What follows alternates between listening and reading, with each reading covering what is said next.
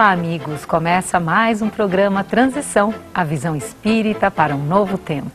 E hoje é com renovada alegria que estamos com a presença do nosso querido Dr. Sérgio Felipe de Oliveira. Muito obrigada pela sua presença, Sérgio. Obrigado, Delmar. Obrigado ao público, não é? Pela oportunidade.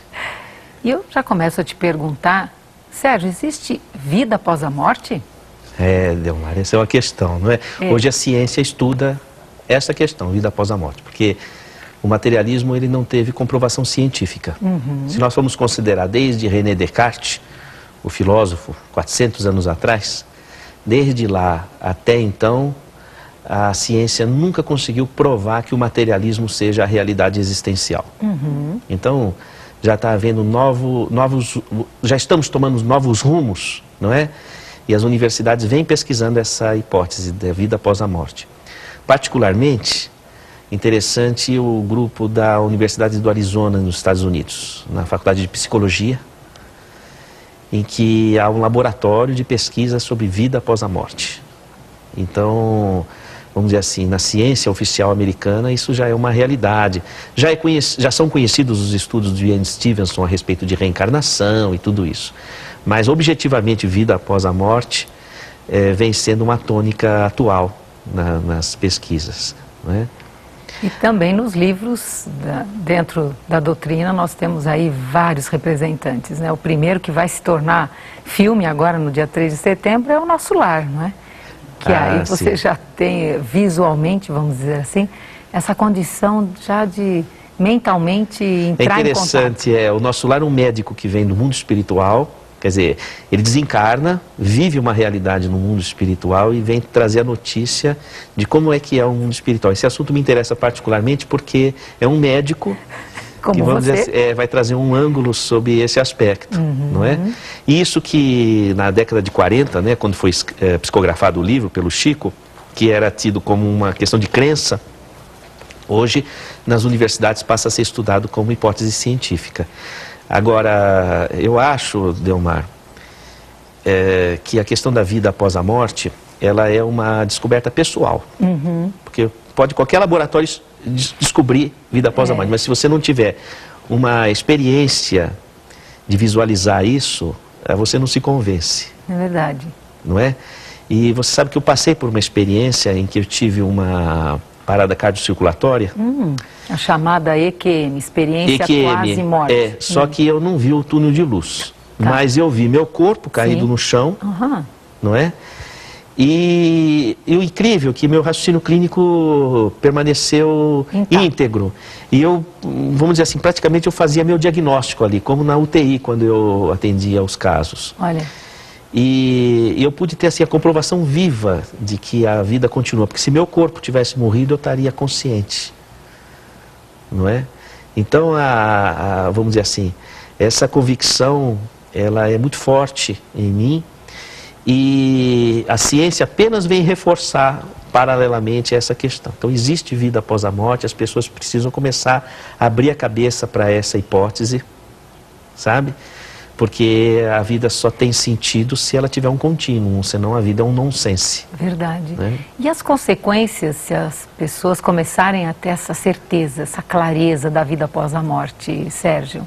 Quais são as consequências que você vê? Você sabe que lá na Faculdade de Medicina da Universidade de São Paulo, eu criei um projeto sobre essa questão, vida após a morte. Pessoas que perderam entes queridos e que passam por circunstâncias psicológicas e clínicas. Você sabe que quando a gente está de luto, existe 7 vezes mais risco de ter uma doença do que uma pessoa numa situação normal. Sim. Então, tamanho o efeito psicossomático da questão, não é? E nós estamos elaborando um projeto que logo estaremos noticiando, aberto à assistência pública, né? Em que o paciente é atendido com a hipótese da existência do contínuo. Quer dizer, aquela pessoa morreu, aquele filho morreu, não. ele continua vivo. Sim.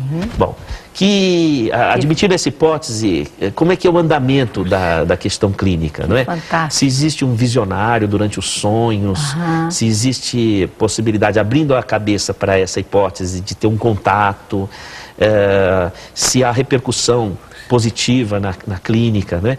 Baseado na hipótese científica de que vamos dizer assim, esse fato pode ser real mesmo, não é? Uma vez que é um território hoje de exploração da ciência. E fantástico, eu fico imaginando os pais, os familiares, enfim, as consequências benéficas. Eu já tive experiências interessantíssimas nesse aspecto, porque mesmo pessoas que não são espíritas, relatando, tem uma senhora italiana, por exemplo, que ela diz assim, perdi uma filha de 12 anos. Uau. E eu e meu marido não parávamos de chorar. E ela diz o seguinte, que ela teve um sonho que não foi sonho, porque foi uma coisa muito real. Ela viu a filha dela com um buquê de flores. Uau. E ela dizia, mãe, vem cá. E jogava as flores no chão, formando um caminho que ela relata que podia seguir, não é? E diz, mãe, por que você chora, mãe? Eu estou muito bem. Você chora porque não tem confiança em Deus. A mãe, muito católica, uma italiana, diz, como não tenho confiança em Deus? Mãe, porque é tão maravilhoso aqui no mundo espiritual, e eu estou tão feliz. Se você chora, você não tem confiança em Deus. Não chore mais. E relata essa senhora italiana de mais de 80 anos hoje. Ela relata que ela parou de chorar, porque a vivência dela foi tão real que ela se convenceu de que a filha realmente estava viva no mundo espiritual, não é? E você sabe que ao pesquisar mais profundamente essas questões de vida após a morte, para alicerçar esse projeto, eu comecei a ter experiências de evidência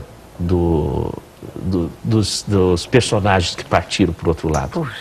Aquilo me impressionou sobremaneira. Eu comecei a perceber que talvez falte na nossa sociedade uma discussão mais intensa, uma vivência mais intensa com essa possibilidade, porque aí a cabeça, os órgãos sensoriais, a memória, ela se abre.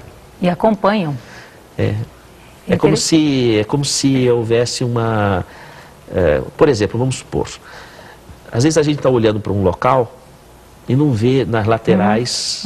Na verdade, os olhos veem, os seus olhos estão vendo as laterais, mas você não está prestando atenção. É isso mesmo. Aí, se alguém diz, olha, aqui no canto tem uma tal coisa, aí você vai prestar atenção. Você estava vendo, mas não estava atento ao fato. Então, da mesma forma, a nossa atividade sensorial, ela pode estar captando, mas nós não estamos focalizando, não estamos percebendo por uma falta de exercício. Fantástico. Se ouve numa orquestra, o violino está desafinado. Não, mas não estou ouvindo a nota desafinada. Não, aí você vai refinar o seu ouvido, aí você vai ouvir a nota desafinada depois de você estudar música, depois de você vivenciar experiências sonoras. Aí, agora estou ouvindo a nota desafinada. Então a nossa atividade sensorial pode estar captando, mas nós não estamos percebendo. Você sabe que o senso comum das pessoas acha que nós temos 5 órgãos dos sentidos e nós temos 22, pelo que a medicina conhece hoje, visto ao microscópio. Temos 22 tipos de órgãos dos sentidos no corpo, pelo que se conhece, fora o que a ciência vai descobrir.